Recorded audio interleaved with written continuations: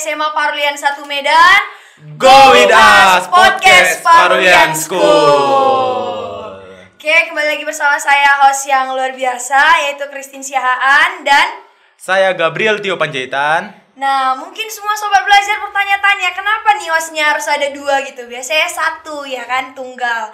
Nah, di sini hostnya dua karena memang kami kedatangan di pagi hari ini narasumber yang luar biasa. Betul sekali. Siapa itu, Kak? Oke, kita kedatangan Bapak Kombes Robin Simatupang SHM Home. Selamat pagi, Pak. Selamat pagi, Bapak. Gimana kabar Bapak hari ini? Ya, sangat luar biasa. Oke, Bapak tadi jadi pembina upacara gimana, Pak? Oh, sangat luar biasa, bagus pembina upacara di sini. Tahapan-tahapan semua mulai dari pembacaan Undang-Undang Dasar, Pancasila, sampai kepada janji siswa ini, wah, dilakukan semua.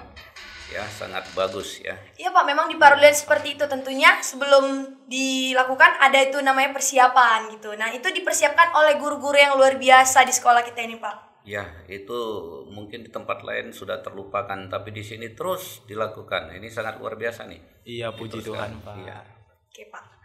Oke, nah kita kedatangan Bapak Kombes Robin Simatupang. Mungkin sobat belajar banyak bertanya-tanya nih, siapa sih Bapak Kombes Robin Simatupang ini? Tentunya kalau sobat belajar sudah mendengar Kombes, pastinya itu angkatan atau polisi ya.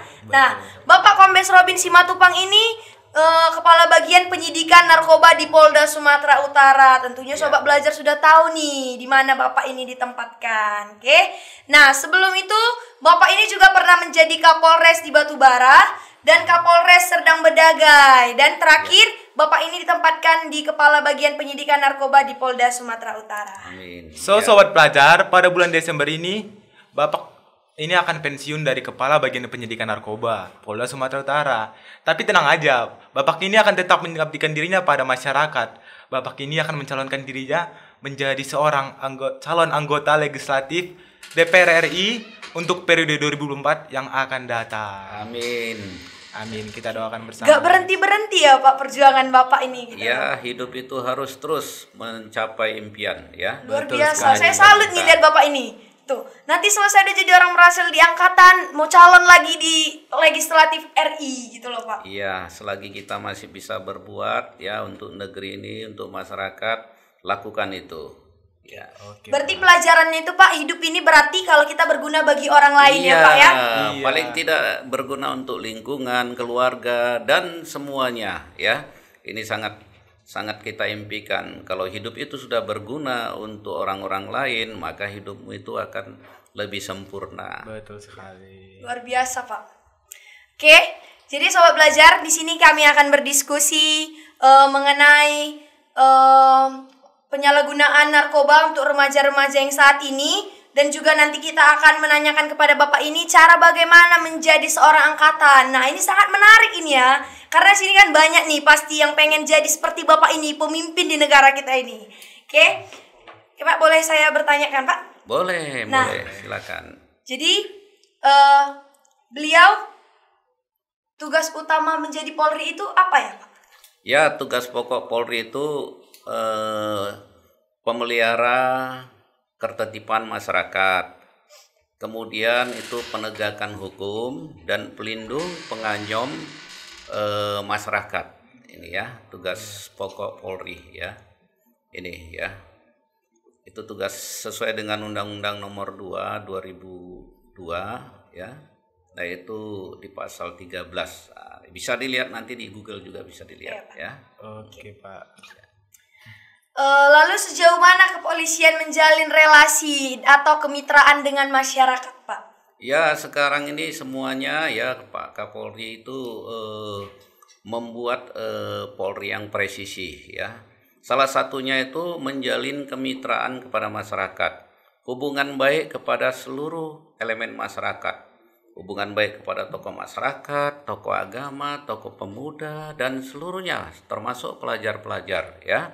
Ini dilakukan dengan dikandung maksud dengan kedekatan masyarakat dengan Polri, maka Kamtibmas akan terjaga. Demikian.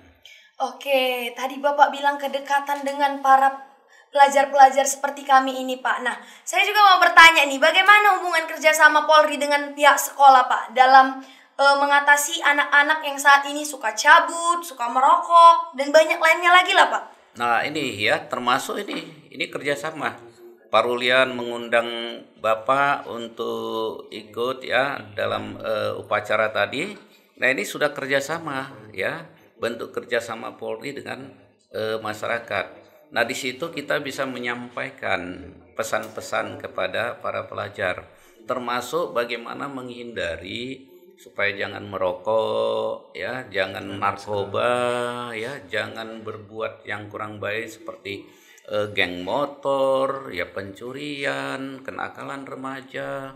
Nah ini dengan bentuk kerjasama dengan para pelajar yang melalui sekolah, maka terbentuklah kemitraan ya, kemitraan Polri.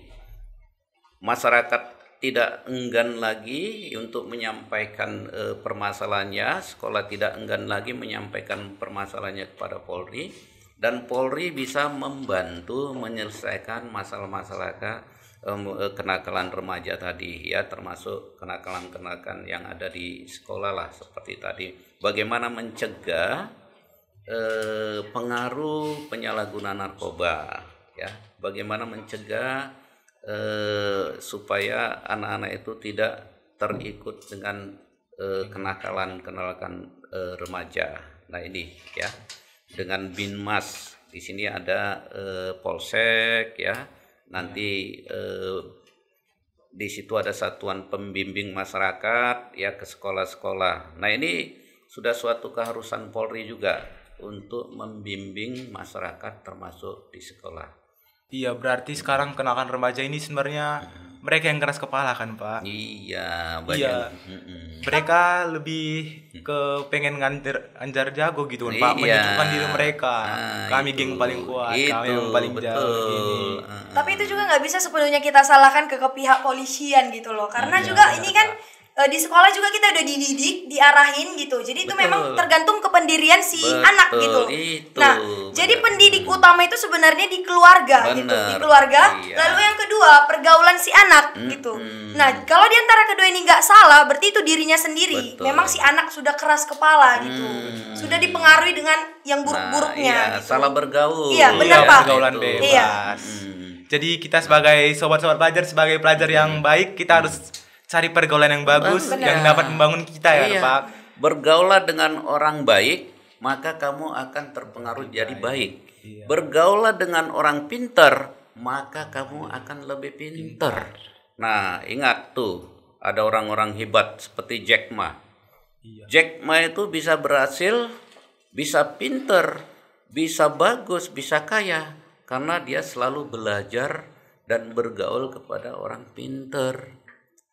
Dia belajar bergaul dengan orang-orang yang baik, sehingga dia sudah baik, pinter, berhasil. Nah coba kalau kita bergaul dengan orang nakal, pastilah kenakalannya itu akan mempengaruhi kita ya. Yang tadinya masih curi ayam, karena udah pinter lagi jadi curi sepeda motor. Ya kan?